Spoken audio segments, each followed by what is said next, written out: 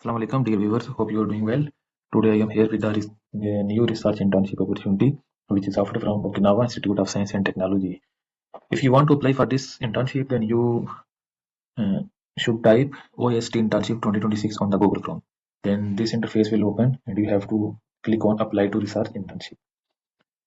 When you click on Apply to Research Internship, then the main page of OST admission will be open. And for mine, it's taking a little time.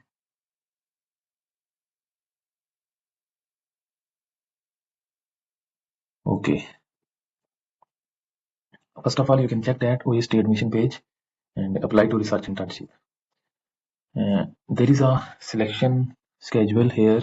You can check that application deadline for spring 2026 internship. It's already passed. You can't apply for this, and you can apply for fall 2026 internship. And you can check the deadline is April 15. It means you have enough time to apply for this research internship. You have to prepare your document, and then after that you can apply. And the result announcement is late June, और in the period of internship is between October to March. अक्टूबर से मार्च तक जो आपका internship period होगा, और जो internship का जो ड्यूरेशन है, जो मिनिमम है is 3 month and maximum is 6 month. Up to 6 month जो है ना आपका जो इंटर्नशिप है ये एक्सटेंड हो सकती है. If you talk about eligibility criteria, then you should have completed your first 2 years of your bachelor degree. अगर आप बैचलर में हैं तो आप बैचलर के 5th सेमेस्टर में अगर हैं या इससे आगे हैं तो तब आप इस इंटर्नशिप के लिए अप्लाई कर सकते हैं. और दूसरा एलिजिबिलिटी क्राइटेरिया ये है कि अगर आपने बैचलर डिग्री कंप्लीट कर ली है, then you can also apply, and if you have completed your master's degree, then you can also apply for this internship. ये इसका एलिजिबिलिटी क्राइटेरिया था, मतलब कि मास्टर्स के जो स्टूडेंट्स हैं अगर वो डिग्री कर भी रहे हैं तब भी वो अप्लाई कर सकते हैं. और उसके बाद अगर बैचलर के जो स्टूडेंट है अगर वो डिग्री के 3rd ईयर में है, अगर वो 5th सेमेस्टर में, 6th में, 7th में, 8th में, तब भी वो इस इंटर्नशिप के लिए अप्लाई कर सकते हैं. नेक्स्ट अगर बात की जाए तो एप्लीकेशन जो उसका प्रोसीजर है वो ये है कि आपको एक एप्लीकेशन ऑनलाइन इनके पोर्टल को जो एक्सेस करना है. फिर एप्लीकेशन में आपको फुल तरीका जो है इसका प्रोसेस वो बताऊंगा अभी कि आपने कैसे एप्लीकेशन सबमिट करनी है. ठीक है, ऑनलाइन एप्लीकेशन सबमिट होगी, सब डॉक्यूमेंट आपने अपलोड करने हैं. और एप्लीकेशन जो डॉक्यूमेंट्स कौन कौन से रिक्वायर्ड हैं उसमें डिग्री एंड ट्रांसक्रिप्ट है. ठीक है, अगर आपके पास डिग्री है तो आपको वो अपलोड करनी है. अगर आपने डिग्री आपके पास बी ए करनी है, अगर आप बैचलर डिग्री कर रहे हैं तो आपके पास ट्रांसक्रिप्ट होना चाहिए 5th सेमेस्टर तक, तब आप इसके लिए अप्लाई कर सकते हैं. Then you have to prepare a statement of purpose, and statement of purpose के लिए इन्होंने यहाँ पे मेंशन भी किया हुआ कि this should be no more than 400 words, मतलब 400 वर्ड्स तक इसकी लिमिटेशन उससे ज़्यादा नहीं होनी चाहिए. और वो जो स्टेटमेंट ऑफ पर्पस है उसके अंदर ये जो 3 क्वेश्चंस हैं ये कवर होने चाहिए. मतलब आप इस इंटर्नशिप के लिए क्यों अप्लाई कर रहे हो, अगर आपने कोई स्पेसिफिक रिसर्च ग्रुप सिलेक्ट अगर आपने करना है तो आपने उसको क्यों चूज किया है. ठीक है, what do you hope to accomplish at OST, मतलब ओएसटी मतलब अगर आप ज्वाइनिंग अगर आप कर लेते हो तो आप क्या अचीव करोगे. ठीक है, उसके बाद ये जो रिसर्च इंटर्नशिप है ये आपके करियर प्लान्स के साथ कैसे अलाइन हो रही है. Then you should have CV. CV जो है वो मस्ट आपको प्रिपेयर करनी चाहिए. उसमें आपके एकेडमिक बैकग्राउंड होना चाहिए, रिसर्च स्किल्स होनी चाहिए, रिसर्च एक्सपीरियंस होना चाहिए. देन नेक्स्ट है रिकमेंडेशन लेटर्स. ठीक है, रिकमेंडेशन लेटर जो होते हैं वो आपके जो इंस्टीट्यूट होता है जहाँ पे आप पढ़ रहे हैं, जो आपकी यूनिवर्सिटी है, वहाँ पे डिफरेंट जो प्रोफेसर होते हैं, असिस्टेंट प्रोफेसर, एसोसिएट या फुल प्रोफेसर से आपने हमेशा रिकमेंडेशन लेटर लेना होता है.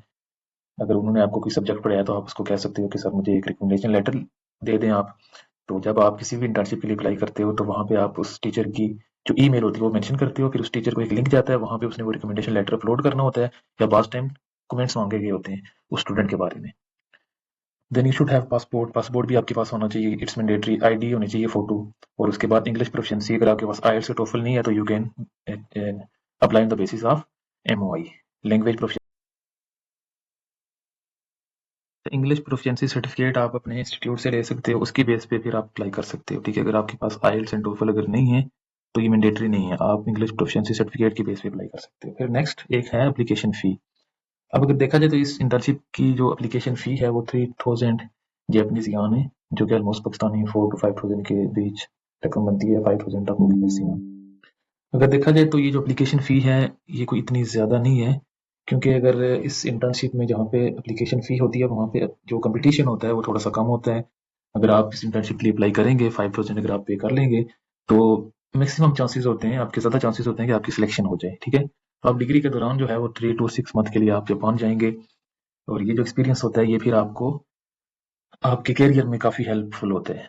मे बी आप अगर वहाँ पे अच्छा काम करते हैं तो वो आपको मास्टर्स के लिए भी आपको बुला सकते हैं, फिर नेक्स्ट आप पीएचडी भी वहाँ पे कर सकते हैं अगर आपने मास्टर के बाद अप्लाई किया है तो, ठीक है?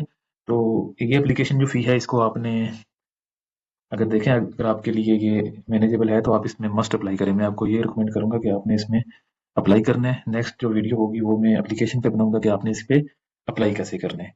और इसके अलावा अगर देखा जाए तो ओएसटी जो है इंटर्नशिप के साथ-साथ आप पीएचडी के लिए भी अप्लाई कर सकते हो, ठीक है?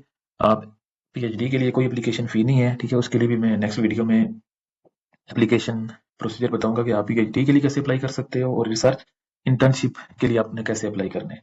डॉक्यूमेंट्स मैंने आपको ऑलरेडी बता दिए हैं, ठीक है? तो ये डॉक्यूमेंट्स आपने प्रिपेयर करने हैं and then next video will be about how we can submit application for this internship and for the PhD program. अगर आपको वीडियो अच्छी लगी है तो चैनल को सब्सक्राइब कर दें, वीडियो को लाइक कर दें एंड कमेंट कर दें। अगर आपको कोई भी क्यूरी है इसके रिलेटेड तो आप कमेंट सेक्शन में मुझसे पूछ सकते हैं। Thank you so much.